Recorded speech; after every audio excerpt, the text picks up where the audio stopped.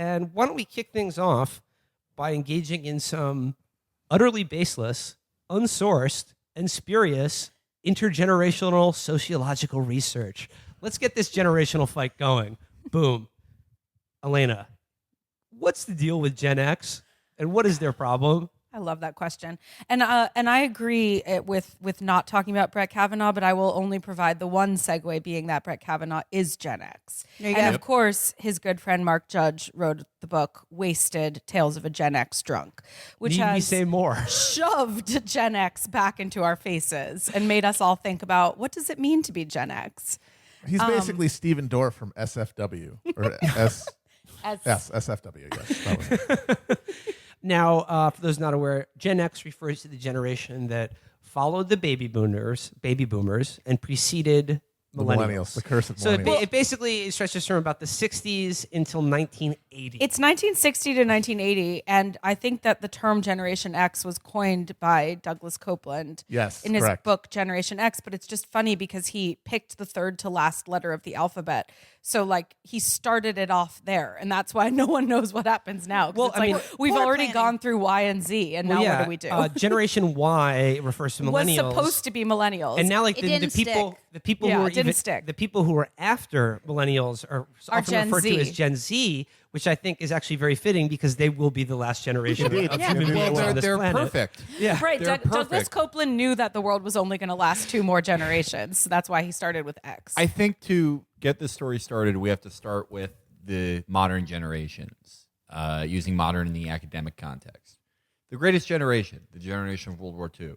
These were all pill-popping psychos who got their brains ruined by Great Depression and war. George Licker from Ren and Stimpy. Yes, they spent their most formative young years, eating dried out rats and fighting in the trenches of the Pacific and Western Europe. When they came home, they wanted their kids to have a better life than they could, but they had no way to express themselves. So they would just not talk to their young boomer children for months at a time, then come into their rooms at night, sobbing their eyes out, saying that they're beautiful and no one could ever say no to them because they remembered their friend getting killed or something, or their younger brother being sold to a farmer, and the boomers having no access to. Felix thinks all of the greatest generation were like traveling carnies. That was basically everyone. only You're job. also Yeah. skipping, between the greatest generation The and the silent boomers generation. is the generation that no one knows what it is. silent which is generation. The silent They all generation. died. R.I.P. Okay, Mad Men. That's so all I know. boomers- about No, them. but Felix is correct. Carney was the YouTube star of the Great Exactly. So boomers grew up with this psychotic sense of entitlement, but complete emotional stuntedness from their alcoholic and morose parents. This manifested in an utter terrorization of service workers throughout the ages that was made possible by their unnaturally high wages and wealth that has not been enjoyed by a generation thereafter. The children of the boomers, the immediate children of the boomers, the Gen Xers. Wait, I thought the millennials were the children of the boomers. No, No, it's Gen X. Gen X, yeah. Well, it depends. depends Well, on my the parents, kids. I'm a millennial. My parents are Boomers. are boomers, but most people breed younger I'm than my parents. I'm older. Than my type I'm older of parents. than Felix. Well, and this my is mom why Gen talking X. Yeah. about generations is like fundamentally because classist. he's Jewish and that's how they do Well, it. I'm doing it for the most people. Most Okay. Jews have their first kids at the average age of 63. So It's more practical. yeah, it makes a lot more Not in sense. a You have your scenic, life of course. figured out. Then you only get a few of a lot of birth defects. But so That's why Felix is so great. that and just like inbreeding hundreds of years ago. Who cares? It's fine. So, But brings us to Gen X. Gen X no has matter who spawned them, they're here, and Right. we have to deal with them. Gen X has One of them will soon be on the Supreme Court. Gen X have a lot of the psychotic entitlement that boomers have, like a lot of it, but they know enough that they should feel bad about it, but they have enough boomer in them to never do anything about it, just believing that feeling bad is its own punishment, which makes them more than boomers, the most American generation. Well, okay, so I was thinking about Gen X today because I knew that we were going to talk about Gen X, and I didn't have that many interesting thoughts, but I did think first of all that Gen X they're the youngest old people. Like that's the thing about them because they come about and they're known for being like alternative and slackers and sort of like they're not boomers. They're younger and cooler than boomers. But then all the things that defined them as cool immediately disappeared and like technology moved on and now they just don't belong in the world again, but from the other way. Right. I think that boomers and the Gen Xers, it's almost like the tortoise and the hare. Because you see the boomers all grew up. They were in gangs, but they were gangs of white people that sang songs. They all listened to songs by like Joey Popsicle Stick called "Oh Sweetie Baby." Let's go to the train tracks. They were all songs about how at least a third of your high school class died in auto accidents. Exactly. Yeah. They had their first kid at age 17 when they fucked their sweetheart in a big car, and they made the equivalent of $250,000 a year mining a candy store. And Gen Xers. So it's like they wouldn't seem cool compared to the Gen Xers who, as kids, tied flannel shirts around their waist. Awesome. Yes. So, but as time goes on, who is taking technology better? Boomers, because they're so entitled that they caught up, and now look at what a boomer does online. They're anti-mod. So I think when I think of any kind of, and obviously this is completely baseless, Totally baseless. but All of this so is. don't fucking email us. I love my mother. Email like Virgil. the character kind of case study that I look at for Gen X is Reality Bites as the first sign of rapidly diminishing expectations, right? Because you can either have Ethan Hawke or Ben Stiller, and those are the only two guys. Apparently, those are the only two guys, and they both suck. Yeah. And that's basically when they started to say, okay, the world is not your oyster. You got to pick one of these terrible two choices. It's the post Fukuyama view of romance. Well, yeah, and compare that to It's the end of history. It's the end of romance. Compared But to the it's- equivalent boomer film, which is The Graduate, where a guy gets everything he wants, and he's like, just "Oh, I unhappy, feel like shit." And he's just miserable, yeah. Well, but also this is another thing about Gen X is that, and Reality Bites is the perfect example because it's like, okay, Reality Bites, it's cool. They're using slang to talk about reality. They're being like somewhat meta. Things are in quotes. They're sort of disaffected, and yet it's completely heteronormative. It's completely there's Steve focused Zahn. on white He's people. gay. What happens to him? He has to, but there is like a brief moment of his like coming out story, and then they're like, you're not that important. What happens to Steve Zahn in that movie? I've never Okay. seen it. I mean, it focuses heavily on the most narcissistic They're people in the yeah. movie. Like, you Yeah. don't hear as much about Janine Garofalo. Remember when she got Winona Ryder a job at the Gap, and she's like, "I'm not going to work at the Gap," and it's like, "Oh, okay, you're so a this bitch." is- That's so your this is thing. the other massively Gen X thing is the obsession with selling out, right? That's what defines them is like they don't want to sell out, but they also define themselves by a series of like cultural jobs that no longer exist in any form for anyone to get paid doing, like such as magazines. Getting paid to be part of a magazine is just not even a thing anymore. Right, that and anyone also the has. idea that they're too good for a real job. When in fact, we Right. all here, as most of us millennials or at least straddlers, know that the only reason we have this job is because we're too bad for real jobs. Yeah. Gen Xers be We're like, useless. Gen Xers be like, "Damn, can't wait to become a travel agent in 2018." Well, that's I think what's so sad. Like I feel that the Gen X figure is like at this point right now is just a truly lost soul because like the Boomers, they've had their fun, like they really did rule the world and continue to rule the world, and they've like sucked it dry and eaten everything off the bone and like fully exhausted their appetites upon this earth. But like Gen Xers never came into their own. And then now it's just moved on without them. Like Their first decline in kind of what you could expect in the expectations of youth. Their parents thought, "Oh, we could rebuild the world," and they're thinking, "Oh, the world is shit, and we're definitely not going to rebuild it. But maybe I can have like a little piece of something pure and authentic, or they're whatever." obsessed with authenticity. Yeah.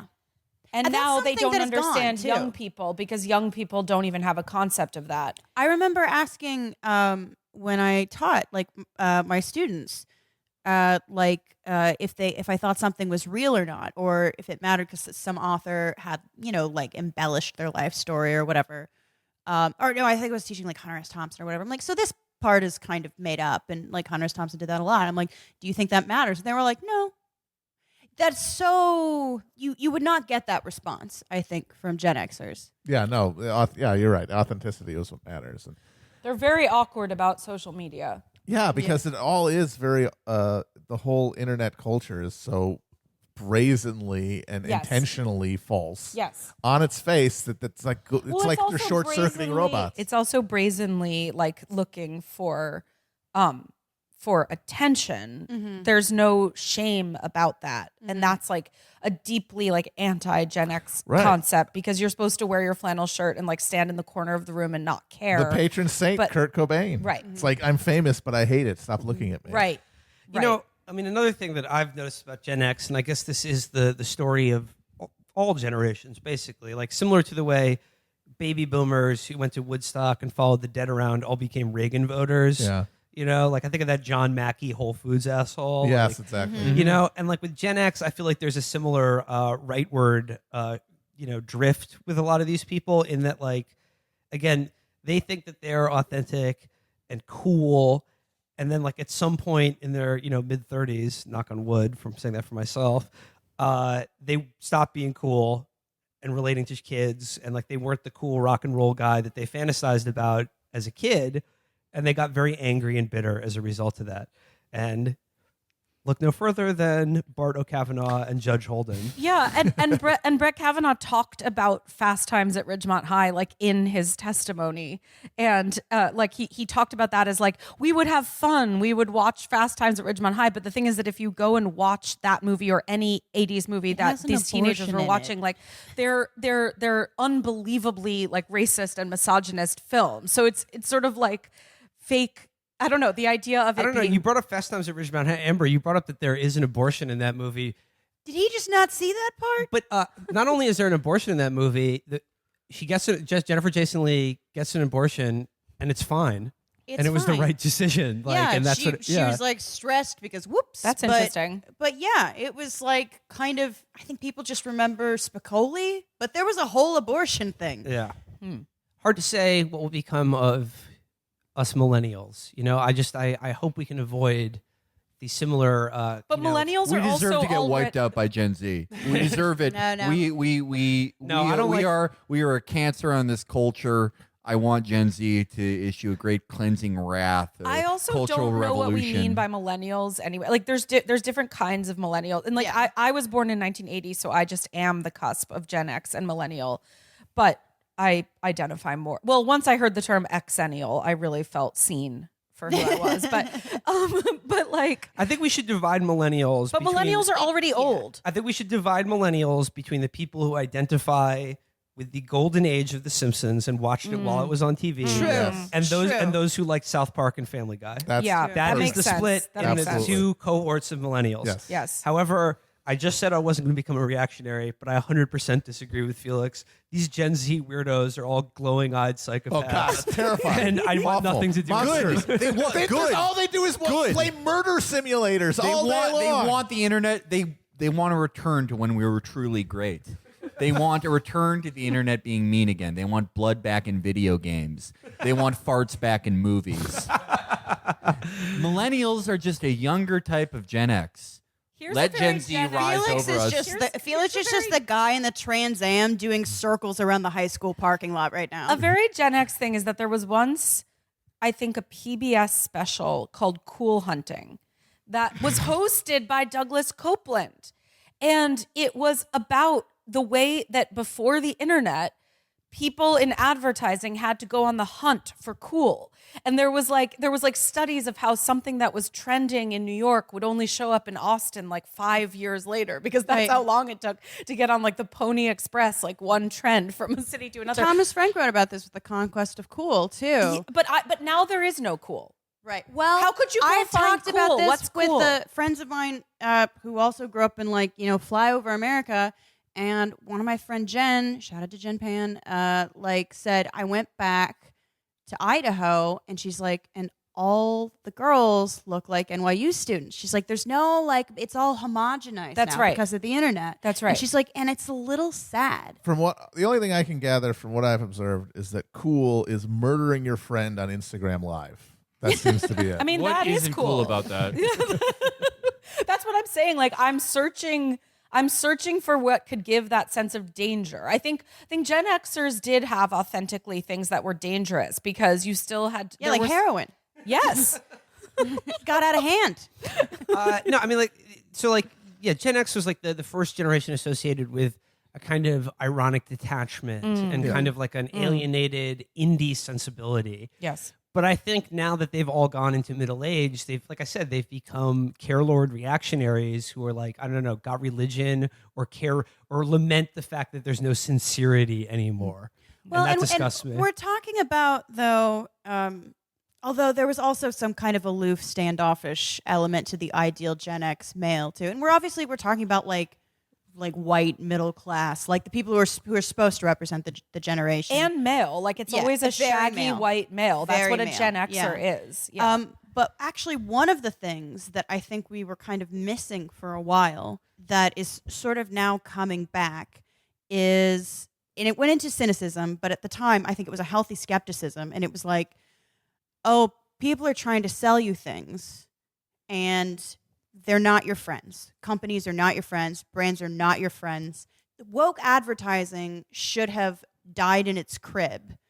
But I think the kind of like retirement of that idea, and maybe the fact that people just got so sick of its ultimate conclusion, which is this adbuster sanctimony, is that they left it all behind. But really, that is something we could use more of. It's just like, no, this company is not my friend. They're not anti-racist. They're not feminist. They're a company. They're selling a product. Nothing makes me sicker than when I see a fucking fast food chain talk about depression.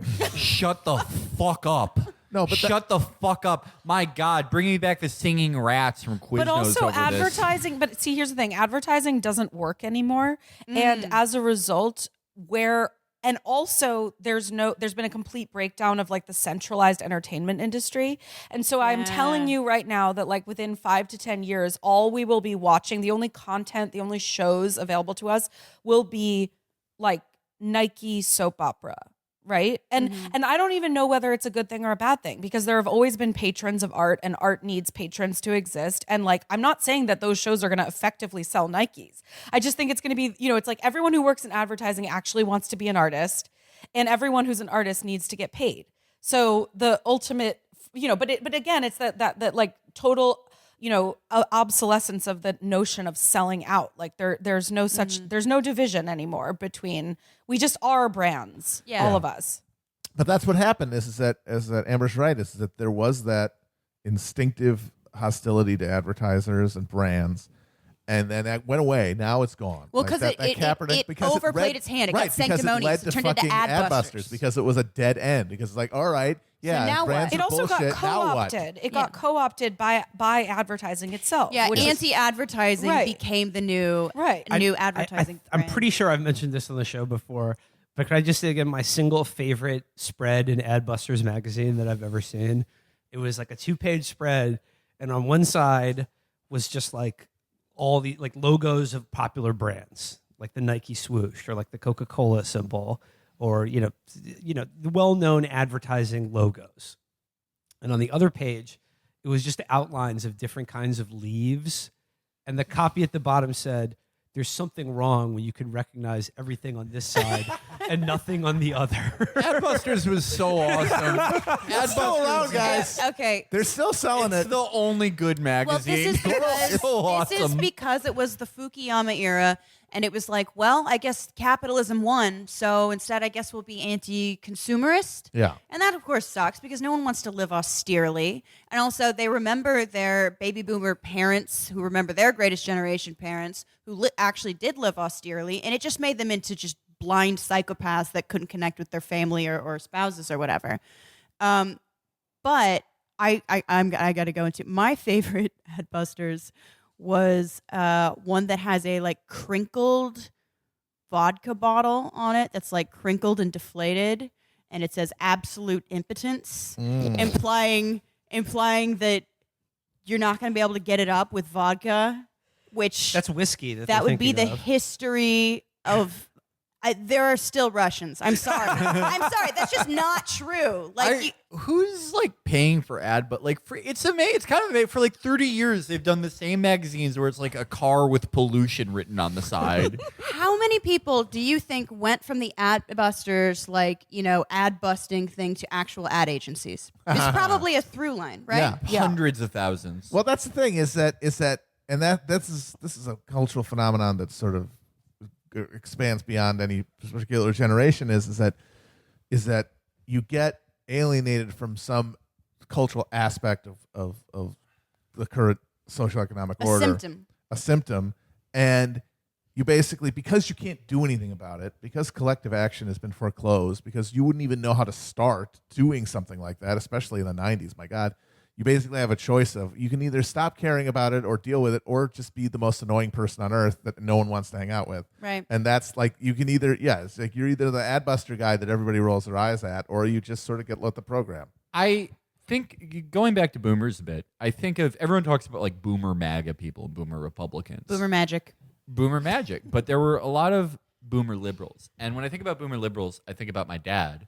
And he was a very specific type of liberal we don't have anymore, which is guy who despises like the CIA, the military war, but doesn't know what to do about it. He doesn't have any like proper critique of it. So he's like, all right, I support Bill Clinton, and I feel like the Gen Xers got a little bit of that because they correctly identified the problem that marketing was becoming the new language that defined all our interactions and all our interpersonal relationships and our relations with the world around us, but they didn't know what to do about it. So what they did about it was to make ad busters. Right. Or to be like, here, check out my flannel. Because by that point, You guys especially remember the after shoe? like the World Trade Organization protests, there was no sense that like, well, what if the problem is actually capitalism? Because they're like, well, this is done. This project is not going anywhere ever. So you just become either sanctimonious or, again, jump on board. Well, or like the .com boom, right? Which was which was like was going to reinvent capitalism. They in would this use the word fresh revolution. new way. Yeah. Right. I mean, and I guess, and that's the thing. It's like Gen X always had this air of revolution around it, but now that we stand on the cusp of Brett Kavanaugh, a wasted Tales of a Gen X drunk, like going onto the Supreme Court to, dismantle labor and control women's bodies. Like, it's pretty clear that there wasn't a revolution there. Yeah. And It's more of the same. yeah. Black Spot shoe. Anyone remember this? No, what's that? Adbusters sold a shoe. It was supposed to be the God. anti-brand shoe, and it had a big black had a splotch on it tree on instead it. of a brand. It was called the Black Spot. I'm not That's kidding. a logo. That's a You're real describing a logo.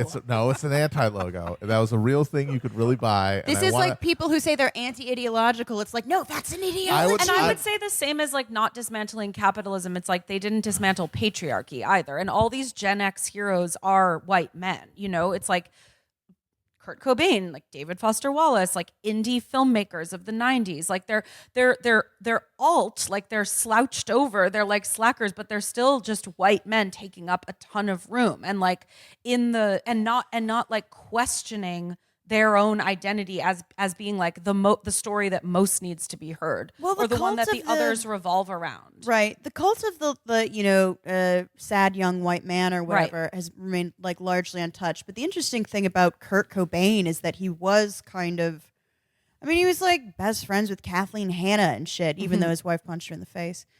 Anyone remember that? It's hilarious. You could tell he had this kind of, he wrote about it, I guess. He had this kind of cognitive dissonance about it, and he didn't really know what to do about it. He, would do whatever feminist graffiti and stuff like that. But ultimately, that entire, at least grunge, as kind of a movement or whatever, was commodified very quickly, and it wasn't in their hands who got heard. It wasn't like, you were going to hear whatever L7 as much as you were going to hear Nirvana on the radio. And it wasn't necessarily the band's decision because it doesn't matter that it was like an organic thing that happened in Seattle with your friends in a garage. Ultimately, there are forces at play that are not in your control. And I think that must be kind of a frustrating thing. And now it's different. Now we have like SoundCloud and shit, I guess. But I don't know. It's just ultimately you're always going to run into this thing where art is not decided upon in any way that is democratic. And I'm not necessarily even saying that's a good thing, because a lot of times people have terrible taste. But it's certainly not up to the artists themselves who gets famous or who gets recognition or who gets written about in the history books.